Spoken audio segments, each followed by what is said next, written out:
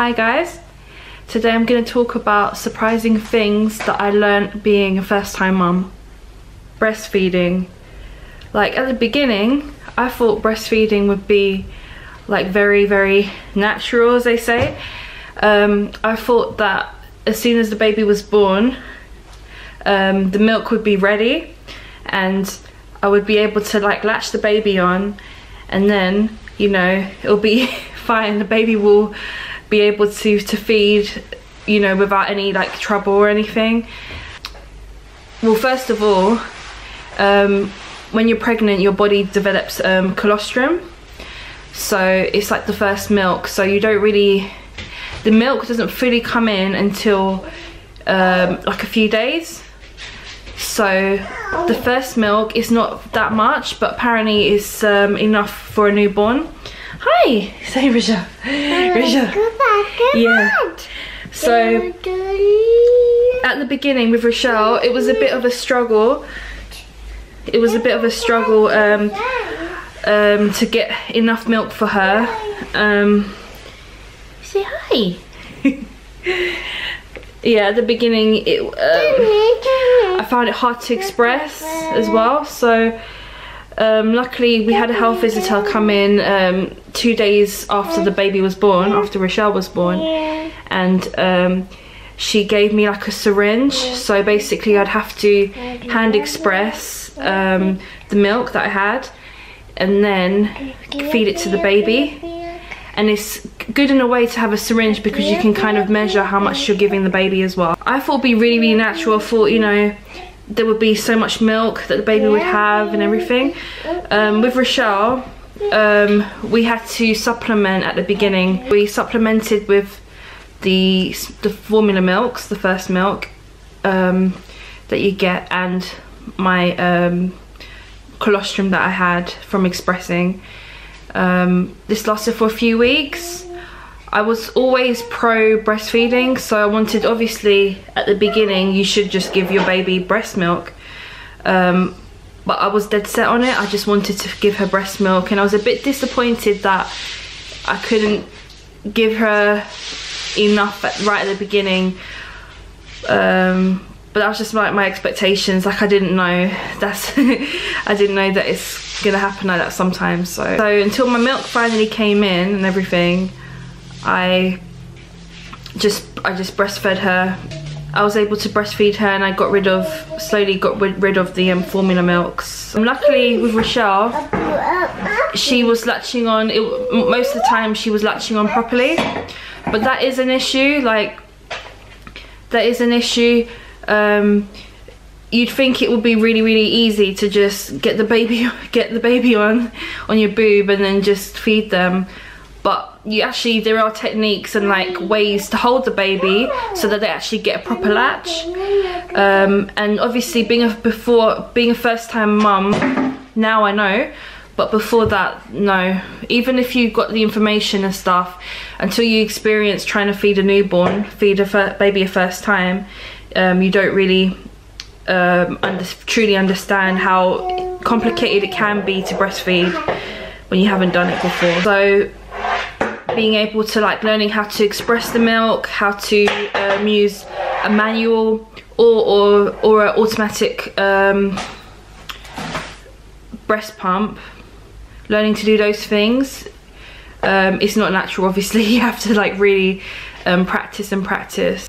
Also, like the older the baby gets, especially with Rochelle, when her teeth was coming in, her first tooth was coming in around just before she turned 1, you also have to like learn how to latch your child on to the breast again, because you're gonna feel the teeth sometimes. Sometimes, especially when their teeth comes in, they don't really, it's harder for them. They're not used to having teeth, obviously, so they have to kind of relearn how to latch onto your breast if you're still breastfeeding. So I think that's really important. Like as a first-time mum especially, don't be too hard on yourself. It's the same with when you have a birth plan as well. Like don't be fixed on trying to do things a certain way. Just like let things go naturally and everything. Just take your time. obviously have like, if you want, you know, if you need to, just have like ideas in mind, like this is what I want to do. Like say I want to make sure I breastfeed till like the baby's at least 6 months or a year or something. Try and keep that goal in your mind, but at the same time the baby needs feeding, so you have to prioritize that. Make sure the baby is actually getting something to eat. Like don't be set on what you want to do exactly. When you get experience with breastfeeding, then you can try and do things more to how you want it to be. So yes, hi. But yeah, when the baby has teeth and everything, you have to make sure that they have to learn how to relatch onto your breast. And you as a mum as well, you're gonna deal with like different, it's gonna feel different to you. Sometimes the baby might bite, or they might bite you accidentally or something, but it just means that your latch, you haven't got proper latch, and you have to redo it again. You have to try and take the baby off your breast and then try and relatch the baby on properly again. And nursing aversion, I never knew what nursing aversion was until recently, and Rochelle is nearly 2 now. Being a first time mum as well, and there's not enough research into this. I suffered from nursing aversion when Rochelle turned about 19 months. So that was mainly because I was pregnant. Hey. I was pregnant, and that apparently nursing aversion usually happens when you're pregnant. You find it very, very hard to breastfeed the baby you already have. I was getting really uncomfortable. It felt like when I was breastfeeding Rochelle, it felt like there was like bugs crawling under my skin. It was that kind of weird sensation. I don't know how to really explain it, but the best I can describe it is like creepy crawly feeling whenever baby would whenever my milk would let down. And apparently it usually happens in pregnancy because your body's trying to like build enough energy to make milk for the new baby that's coming, the colostrum. I'm back again. My camera decided to stop working, so now I'm using the GoPro. Another surprising thing I found about being a first time mum was the level of mummy guilt. Like mummy guilt is real. Us as mums like find this really intense. We could be guilty, we could feel guilty about so many things. It can range from, am I giving my child enough time and attention? Is my child getting like enough physical stimulation? Are they getting enough mental stimulation? Are they learning? Are we teaching them enough? Are we feeding them properly? Are we feeding them too much? Are we feeding them too little? Especially if you're like a full-time mum as well, like how your work-life balance affects your time with your child. Rochelle, cheeky baby.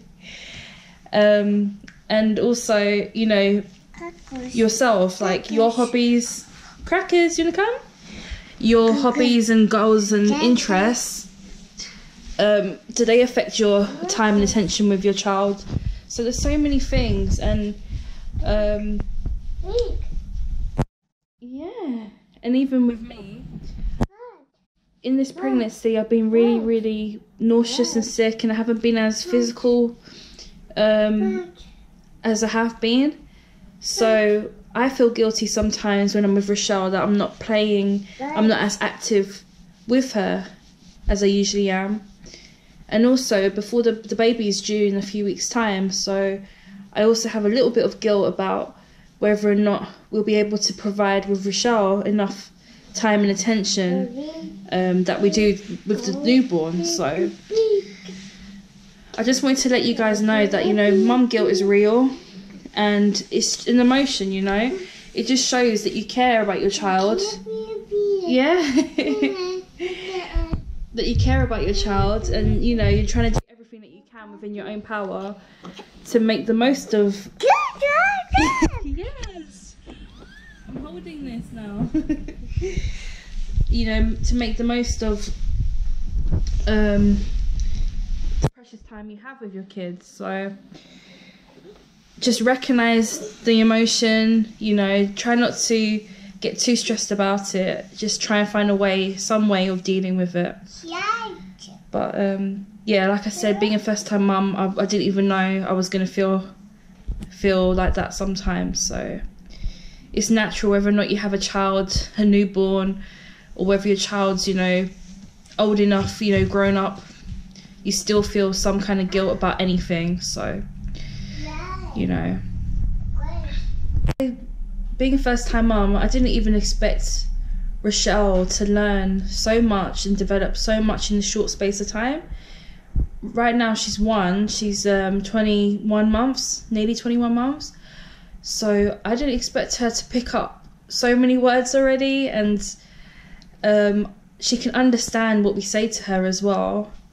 She can count from 1 to 10 now, and she knows the ABCs, and you can hear her now.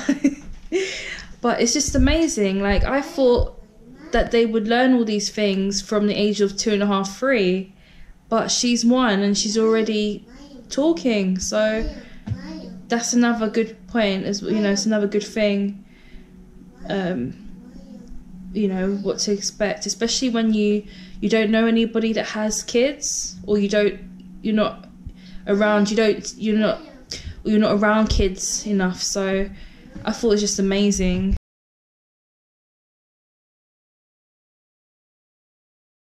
There's so many more surprising things that you will learn about being a first-time mum, but I didn't want this vlog to go too long, so it'll be interesting if you could message me or just write a comment down below of the things that you didn't expect being a first-time mum. I'd love to hear from you guys.